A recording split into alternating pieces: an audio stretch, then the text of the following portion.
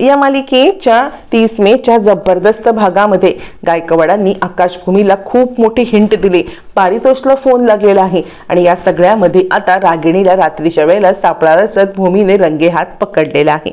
इकडे आकाश धावत पळत पोलीस स्टेशनला येतो आणि इन्स्पेक्टर साहेब, भूमी महाजन माझी बायको इकडे आतमध्ये लॉकअप मध्ये आहे, पण तिची काही चूक नाहीये असं म्हणत तिला सोडा सांगतो। इन्स्पेक्टर साहेब म्हणतात त्यांची चूक नाहीये, अहो एखाद्याचं मध्यरात्री जाऊन आता बाळ आपल्या ताब्यात घेणं ही सगळ्यात मोठी चूक आहे, तुम्हाला कळतंय का? त्यांनी अमोली अवस्थी यांच्या घरी जाऊन त्यांचं बाळ पळवण्याचा प्रयत्न केलेला आहे। यावरती मग आता आकाश म्हणतो, इन्स्पेक्टर साहेब तुमचा खूप मोठा गैरसमज झालेला आहे, ते बाळ न भूमीचंच आहे आणि याचे सगळे पुरावे आहेत आमच्याकडे, त्यामुळे ते बाळ भूमीचं आहे, तुम्ही तिला हे करू नका, सोडून द्या। यावरती आता इकडे इन्स्पेक्टर साहेब म्हणतात, असं काय करताय, असा कोणता पुरावा आहे की ते बाळ भूमीचं आहे, त्यामुळे आम्ही काही त्यांना सोडू शकत नाही। त्यावरती आकाश म्हणतो, तुम्ही एक काम करा, तुम्ही गायकवाड इन्स्पेक्टरांना फोन लावा, गायकवाडांना माहिती आहे की हे सगळं काय आहे आणि हे बाळ भूमीचं आहे। यावरती ते इन्स्पेक्टर वेगळाच अर्थ काढतात आणि ते म्हणतात, अच्छा म्हणजे तुम्ही काय मला धमकी देताय का सिनियरची? तुम्हाला ज्याला कुणाला फोन लावायचा आहे त्याला फोन लावा, मी कुणाला घाबरत नाहीये, पण या सगळ्यामध्ये मी त्यांना सोडणार नाही। आकाश म्हणतो, नाही नाही तुमचा काहीतरी गैरसमज होतोय, मी तुम्हाला धमकी का देईन? मी तुम्हाला बिलकुल धमकी देत नाहीये, मी फक्त इतकंच सांगतोय की त्यांना या केस संदर्भातली सगळी माहिती आहे आणि म्हणून तुम्ही फक्त एकदा त्यांच्याशी बोलून घेतलं तर बरं होईल। इन्स्पेक्टर साहेब म्हणतात, मी सांगितलं ना मला कुणाशीही बोलायची काहीच गरज नाहीये, तुम्ही उगाचच माझ्यावरती दबाव आणू नका। आकाशला कळत नाही की इन्स्पेक्टर साहेबांना कसं समजवू, काय समजवू, ते का बाजू माझी ऐकून घ्यायला तयार नाहीयेत आणि तो त्यांना आपल्या परीने समजवण्याचा प्रयत्न करतो, पण त्याचा प्रयत्न विफल ठरतो ज्यावेळेला इन्स्पेक्टर साहेब काही ऐकून घ्यायला तयार नसतात। मग आकाश विचार करतो, मी ताबडतोब आता इकडे गायकवाडांना भेटतो, पण त्याच्या आधी भूमीची भेट घ्यायला पाहिजे। मग तो भूमीची भेट घेण्यासाठी परमिशन मागतो, त्यानंतर हवालदार आकाशला घेऊन भूमीकडे येतो। इकडे तोपर्यंत अमोली खूप उदास असते आणि अमोली सांगत असते, नाही पौर्णिमा हे मला काही बरोबर वाटत नाहीये, म्हणजे या सगळ्यामध्ये भूमीची काहीही चूक नसताना आपण भूमीला अडकवलंय आणि हे माझ्या मनाला पटत नाहीये। म्हणजे कसं आहे, आतापर्यंत भूमी चुकली, पण आज जे काही मी केलं ना त्याच्यामध्ये मी 100% चुकलेली आहे आणि मला माझी चूक मान्य आहे, मग मी कसं काय भूमीला या सगळ्यामध्ये अडकवू? नाही आज जे काही झालं ना ते मला नाही पटलं। पौर्णिमा म्हणते, वेडी आहेस का तू? आतापर्यंत त्या भूमीने तुला हे करण्यासाठी किती कुरघोड्या केल्यात आणि तू पटकन या भूमीच्या बोलण्याला भुलून मोकळी झालीस आणि ती भूमी जे काही म्हणते ते बरोबर मानलंस। यावरती अमोली म्हणते, नाही भूमीचा याच्यामध्ये काहीच दोष नाही, तू त्या नर्सला विकत घेतलंस, तू त्या नर्सला फोन करायला सांगितलंस आणि भूमीला अडकवले ना, भूमीचा दोष नसताना तिला अडकवलं जाणं हे मला काही मान्य नाहीये। यावरती मग आता इकडे सांगायला लागते पौर्णिमा, हे बघ जर का ह्या भूमीच्या बरोबरीने सत्याच्या मार्गाने तू आता करण्याचा प्रयत्न केलास ना तर तू सुद्धा या सगळ्यामध्ये अचूक अडकशील आणि मग क्षितिजाला गमावून बसशील। तुला क्षितिजाला गमावणं चालणार आहे का? बघ ही क्षितिजा तुझी मुलगी आहे आणि त्यामुळे तुला या सगळ्यामध्ये आता तिला हे करणं परवडणार आहे का?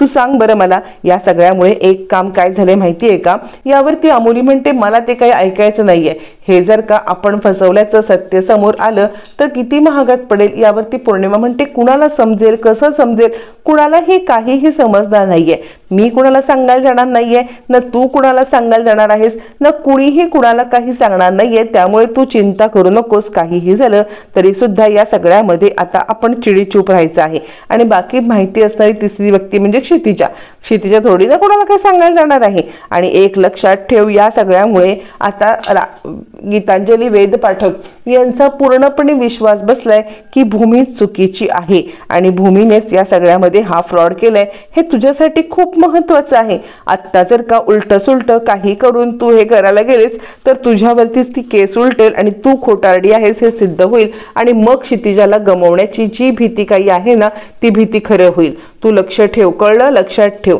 असं म्हटल्यावरती मग आता बिचारी अमोली क्षितिजाकडे पाहते आणि तिला हे सगळं पटत नसलं तरी सुद्धा क्षितिजासाठी हे सगळं करायला तयार होते। इकडे तोपर्यंत आकाश भूमीला भेटायला येतो। भूमीला भेटायला आल्यावरती तो आता सांगायला लागतो, भूमी काय झालं हे? हे तू का गेलेलीस अमोलीकडे आणि नक्की काय घडलंय मला सांगशील का? यावरती मग आता सांगायला लागते भूमी, आकाश हा सगळा ट्रॅप होता, मला अडकवण्यासाठी हा सगळा ट्रॅप रचण्यात आला होता. त्यावरती मग आता आकाश म्हणतो म्हणजे काय? त्यावरती मग आता इकडे सांगायला लागते भूमी, अरे मला त्या नर्सने कॉल केला, नर्सने कॉल करून आता क्षितिजा आजारी आहे असं सांगितलं आणि त्यामुळे क्षितिजा आजारी आहे हे सांगितल्यामुळे मग मी धावत पळत तिकडे गेले. यावरती मग आता आकाश म्हणतो मग ट्रॅप कसला? यावरती भूमी म्हणते तो कॉल सुद्धा खोटा होता, कारण नंतर ज्या वेळेला गीतांजली वेदपाठक यांनी फोन लावला होता ना इकडे हॉस्पिटलमध्ये, तेव्हा ती नर्स फिरली आणि ती नर्सने सांगितलं नाही नाही मी काही कॉल बिल केला नव्हता, म्हणजे हा सगळा ट्रॅप होता. आणि त्याच वेळेला इकडे आता गीतांजली वेदपाठक या आता पोलिसांना घेऊन पोहोचणं हा सुद्धा एक ट्रॅप असू शकतो. म्हणजे अमोली आणि गीतांजली यांनी मिळून ही खेळी खेळली असेल का? इकडे ऍक्च्युली ही खेळी खेळलेली असते पौर्णिमा आणि रागिनी यांनी मिळून, पण भूमीला गीतांजली आणि अमोलीवरती संशय येतो, कारण समोरचं जे दृश्य दिसलेलं असतं त्याच्यामुळे अमोली आणि गीतांजलीच या सगळ्या ट्रॅपमध्ये अडकल्यात किंवा या ट्रॅपमध्ये मला अडकवतात असं भूमीला 100% वाटतं. आणि भूमी म्हणते आकाश मला या दोघींवरती संशय आहे. आकाश म्हणतो तू काळजी करू नकोस, मी एक काय काम करतो माहितीये का, मी या सगळ्यामध्ये आता गायकवाडांची भेट घेतो, गायकवाडांची भेट घेऊन त्यांना या सगळ्यामध्ये आता काही माहिती आहे का किंवा त्या या सगळ्यामध्ये आपली काही मदत करू शकतात का, हे सगळं आपण बघूया. भूमी सांगते लवकरात लवकर काहीही कर आणि मला इकडून बाहेर काढ. यावरती आकाश म्हणतो तू बिलकुल चिंता करू नकोस, जे काही असेल ना ते मी फॉर्मॅलिटीज पूर्ण करतो. सगळ्यात पहिले गायकवाडांची भेट घेतो आणि गायकवाड या सगळ्यामध्ये आता नक्की काय बोलतायत हे सगळं आता मी पाहतो असं म्हटल्यावरती मग आता भूमी सांगते ठीक आहे आकाश. असं म्हणत भूमी आणि आकाश यांचं बोलणं चालू असताना पौर्णिमा मात्र आता पूर्णपणे इकडे अमोलीला ट्रॅक करण्याचा किंवा ट्रॅप करण्याचा प्रयत्न करत असते. काहीही झालं तरी सुद्धा ती भूमीच्या बद्दल आता खोटं नाटं सांगून भूमीला जे तू केलंस ते योग्यच केलंस, जर का तुझा डिसिजन मागे घेतलास तर खूप मोठा गोंधळ होऊ शकतो हे पटवून देते. इकडे तोपर्यंत आकाश गायकवाडांकडे येतो आणि घडलेला सगळा प्रकार सांगतो आणि आकाश सांगतो याच्यामध्ये भूमीला ट्रॅप करण्यात आलेला आहे. म्हणजे तिला नर्सचा कॉल आला आणि त्यानंतर मग आता ती गडबडली आणि लगेचच क्षितिजाची तब्येत बरी नाहीये म्हणून ती ताबडतोब तिकडे गेली आणि त्यावेळेला नर्स नंतर फिरली.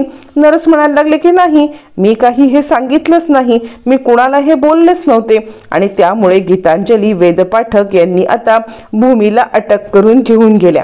त्यावेळेला मग आता आकाश म्हणतो गायकवाड साहेब तुम्ही एक विचार करू शकता का, तुम्ही एक माझं फेवर करू शकता का, तुम्ही या सगळ्यामध्ये आता पोलीस स्टेशनला जाऊन सांगू शकता का की हे पुरावे आपल्या बाजूने आहेत आणि हे पुरावे आपल्या बाजूने असल्यामुळे आपण या सगळ्यामध्ये आता पोलिसांना समजावून सांगूया की भूमीच त्या बाळाची आई आहे, हे तुम्हाला पण समजलेलं आहे. मग जर का हे तुम्हाला समजले आणि हे पोलिसांना समजलं तर पोलीस या सगळ्यामध्ये नक्कीच इकडे भूमीला सोडतील. गायकवाड म्हणतात तुमचं म्हणणं मला पटतंय, तुम्ही म्हणताय ते बरोबर आहे, पण गीतांजली वेदपाठक या खूप मुरलेल्या मातब्बर वकील आहेत, त्यांची ओळख न वरपर्यंत आहे, माझ्या सिनियर पर्यंत त्यांची ओळख आहे. तुम्हाला माहिती आहे का, जर का मी या केसमध्ये आत्ता इंटरफेअर केलं तर ते माझी कंप्लेंट माझ्या सिनियरकडे करतील आणि मी तुम्हाला अनऑफिशियली ही जी काही मदत करतोय ना नर्सला शोधायला म्हणा किंवा अजून कोणत्या गोष्टीला, तर माझी ही सगळी मदत करणं बंद होईल, कारण हे मी ऑफिशियली करत नाहीये, हे मी तुम्ही माझे मित्र असल्यामुळे अनऑफिशियल तुम्हाला मदत करतोय. पण जर का हे आता तिने लीक केलं किंवा याच गोष्टीचा तिने वापर केला माझ्या विरुद्ध चिडून, तर मात्र आता मला कोणतीही मदत करता येणार नाही आणि मग मला ऑफिशियली नोटीस येईल तुमची मदत न करण्यासाठी. आकाश म्हणतो नाही नाही गायकवाड साहेब, मला हे रिस्क परवडणार नाहीये, आम्हाला ही रिस्क परवडू शकत नाहीये, काहीही झालं तरी तुम्हाला आमची मदत करायलाच पाहिजे आणि तुम्ही आमची मदत केल्याशिवाय आमचं काम काही सोपं होणार नाहीये. त्यावरती गायकवाड म्हणतात म्हणूनच माझे हात दगडाखाली अडकलेले आहेत आणि मी या सगळ्यामध्ये तुम्हाला मदत करू शकत नाहीये. यावरती आकाश म्हणतो, मग आपल्याकडे उपाय काय आहे? तुम्ही मदत न करता मी कसं काय हे सगळं करू शकतो? यावरती मग आता गायकवाड म्हणतात, तुम्ही एक काम करा, तुम्ही पारितोष अवस्थेला फोन का नाही लावत आहात? पारितोष अवस्थेला फोन लावलात तर कदाचित ते तुमची मदत करतील। यावरती आकाश म्हणतो, 100% पारितोष या सगळ्यामध्ये अमोलीला समजवू शकतो। यावरती गायकवाड म्हणतात, त्याचीच गरज आहे। जर त्यांनी व्यवस्थितरित्या अमोलीला समजवलं आणि तुम्ही त्यांना म्हणजे पारितोष अवस्थेला समजवलं की बाळाचं सत्य काय आहे किंवा या सत्यामध्ये तुम्हाला काय समजले, तुम्हाला कसली खबर बात लागली, हे जर का त्यांच्यापर्यंत पोहोचलं तर ते नक्कीच अमोलीला समजवतील। काय वाटतं तुम्हाला? आकाश म्हणतो, 100% मी आत्ताच्या आत्ता पारितोषला कॉल लावतो, पारितोषला कॉल लावून त्याला आता विचारण्याचा प्रयत्न करतो तो कुठे आहे। बरेच दिवस त्याचा कॉल पण लागत नाहीये, बरेच दिवस त्याची माझी भेट पण नाहीये आणि त्यामुळे ह्या सगळ्या कॉम्प्लिकेशन्स झालेल्या आहेत असं म्हणत आकाश ताबडतोब पारितोषला कॉल करायला लागतो। इकडे आता आकाशच्या रूम मध्ये रागिणी आलेली असते आणि रागिणी या सगळ्यामध्ये आता ती मोबाईल शोधत असते। सगळीकडे गोल गोल फिरत ती मोबाईल शोधते। हा तोच मोबाईल असतो जो आता इकडे यशपालच्या खोलीमध्ये भूमीला सापडलेला असतो आणि ज्याचा पासवर्ड अनलॉक करून ती त्यातली माहिती हॅक करणार असते प्रशांतच्या मदतीने। पण भूमीला 2-3 दिवस जेलमध्ये पाठवण्याचं कारणच हे असतं की रागिणीला तो मोबाईल हवा असतो। मग रागिणी आता इकडे तिकडे शोधाशोध करत असताना ताबडतोब मानसी तिकडे पोहोचते। मानसी पोहोचते आणि आई तुम्हाला काही पाहिजे आहे का? यावरती मग आता सांगायला लागते इकडे लगेचच रागिणी, नाही अगं ते हे असं म्हणत ती गडबडते। आता इकडे मानसी म्हणते, मला कळत नाहीये की तुम्ही या सगळ्यामध्ये यांच्या रूम मध्ये काय करताय? त्यावरती मग आता ती सांगते, नाही मी मला आकाशने सांगितलेलं आहे की एक महत्वाची फाईल आपण शोधायची आहे। म्हणजे आम्ही नव्याने आता काम सुरू केले ना, आम्ही नव्याने काम सुरू केल्यामुळे आता नवीन फाईल शोधायला लागतात आणि तीच फाईल शोधण्यासाठी मी इथे आलेली आहे, बाकी काहीच नाही। पण तू इथे काय करतेस? यावरती मानसी म्हणते, काही नाही, मी ही रूम साफसफाई करण्यासाठी आले होते असं म्हणत मग मात्र आता इकडे रागिणी म्हणते, अच्छा हो का, पण तू एक काम कर ना, तू या सगळ्यामध्ये आता खाली जा, कारण ना आईला सुद्धा तुझी गरज असण्याची शक्यता आहे। आई कसं आहे, आई एकटीच आहे ना खाली, त्यामुळे मला वाटते तू खाली जा आणि खाली जाऊन आईची मदत कर असं म्हणत ती आता मानसीला तिकडून हक्कलपट्टी करण्याचा प्रयत्न करत असते। तोपर्यंत इकडे आकाश फोन लावत असतो पण त्यावेळेला पारितोषचा फोन काही लागत नाहीये। त्यावरती मग आता इकडे सांगायला लागतात, इन्स्पेक्टर तुम्ही एक काम करा ना, तुम्ही जामीन मिळवण्यासाठी प्रयत्न करा, तुम्ही एखादा वकील करून जामीन करू शकता का? आकाश म्हणतो, ठीक आहे, मी पारितोषला ॲट अ टाइम फोन सुद्धा लावतो आणि जामिनाचं कसं काय करायचं ते बघतो। पण यावरती मग आता इकडे सांगायला लागतो आकाश, हा मला तुम्हाला अजून एक माहिती सांगायची आहे। यावरती मग आता इन्स्पेक्टर साहेब म्हणतात, माहिती? कसली माहिती? त्यावरती आकाश सांगायला लागतो, अहो आमच्या घरी एक बॉम्ब आला होता आणि त्या बॉम्ब स्क्वॉडने आता म्हणजे बॉम्ब होता आणि आम्हाला तो बॉम्बची भीती दाखवण्यासाठी त्यात एक मोबाईल सुद्धा होता।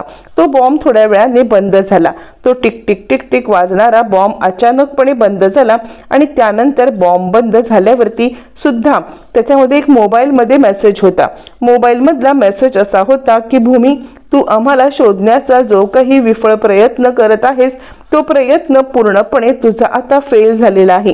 म्हणजे तू जर का आम्हाला पुन्हा शोधण्याचा प्रयत्न केलास तर गाठ आमच्याशी, तू पुन्हा आम्हाला शोधायला लागलीस तर मात्र आम्ही तुला मोकळं सोडणार नाही आहोत आणि मग काय आम्ही तुझी अवस्था करतो ते बघा, अशी त्या नर्सने धमकी दिली होती। यावरती गायकवाड म्हणतात, हिम्मत कशी होती त्या नर्सची इतकी मोठी धमकी देण्याची? नाही तुम्ही एक काम करा, मला असं वाटतंय की काहीतरी गडबड आहे, तुम्ही पहिले भूमीला तर सोडवून आणा, मग बघूया आपण, तिची बेल करून तिला सोडवून आणा। तोपर्यंत इकडे आता मानसी सांगत असते, आई नाही तुम्हाला कोणती फाईल हवी आहे मी शोधून देते ना। फाईल कोणती म्हटल्यावर ती रागिणी गडबडते आणि ततपप करायला लागते आणि फ्लॅशबॅक मध्ये आपल्याला दाखवलं जातं की मानसी इकडे का आलेली आहे।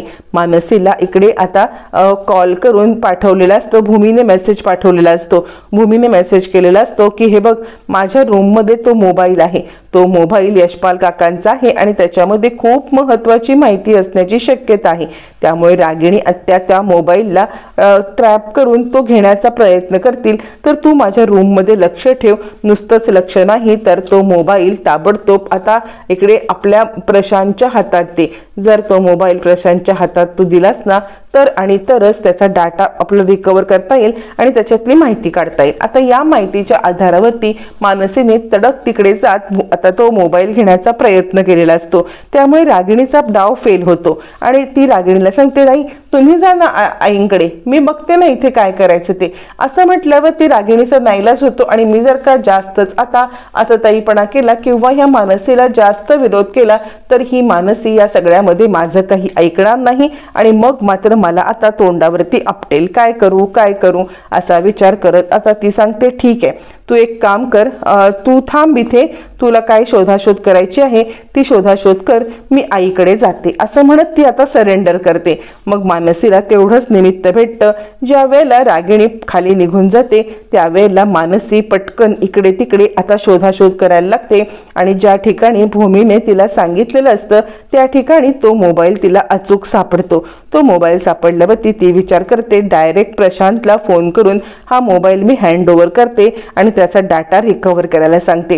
भूमीने सांगितल्याप्रमाणे मानसी सगळे इन्स्ट्रक्शन फॉलो करत असते आणि सगळे इन्स्ट्रक्शन फॉलो करत ती आता या सगळ्यामध्ये तो मोबाईल अखेर शोधते। मोबाईल शोधल्यावरती ती आता ताबडतोब प्रशांतला फोन करून तो मोबाईल देण्याचा प्रयत्न करते।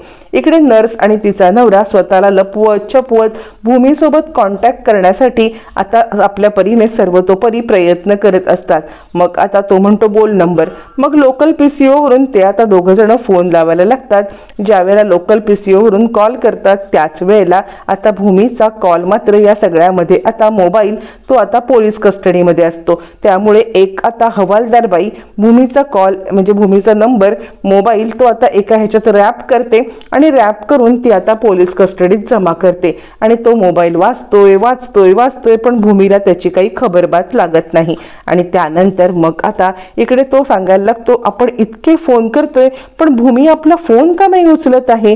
यावरती भूमी प्रार्थना करत असते, काहीही झालं तरी सुद्धा या सगळ्यामध्ये आता लवकरात लवकर मला इथून बाहेर पडू दे, मला या सगळ्यामधून बाहेर पडून लवकरात लवकर निघू दे, काहीतरी चमत्कार कर जेणेकरून मी इथून बाहेर पडेन। तोपर्यंत नवरा नर्सला सांगत असतो, काहीही झालं तरी सुद्धा या सगळ्यामध्ये आता आपल्याला भूमी का कॉन्टॅक्ट करत नाहीये, भूमी आपला फोन का नाही उचलत आहे, मला खरंच काही कळत नाहीये।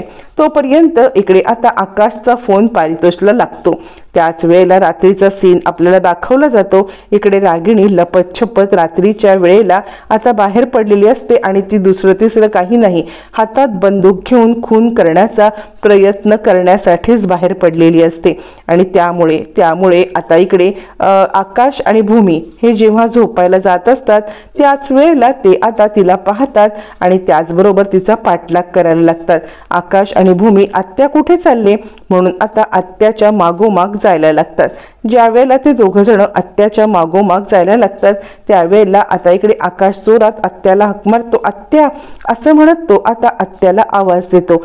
ज्या वेळेला तो आत्याला आवाज देतो त्यावेळेला रागिणीच्या हातामध्ये असते बंदूक आणि रागिणी या सगळ्यामध्ये आता ती बंदूक असते चालवणार। पण त्याच वेळेला समोरचा माणूस सुद्धा झाडीमध्ये पळून जातो आणि रागिणीचा हा डाव आकाश आणि भूमीमुळे फ्लॉप झालेला असतो आणि त्यामुळे रागिणी गडबडते। काय गरज होती यांना आता इकडे कडमडत यायची, काय गरज होती यांनी इकडे यायची, यांच्यामुळे माझा डाव पूर्णपणे फेल झालेला आहे असं आता तो म्हणायला लागतो। आणि त्याचमुळे खूप मोठा आता इकडे रागिणीचा प्लॅन फ्लॉप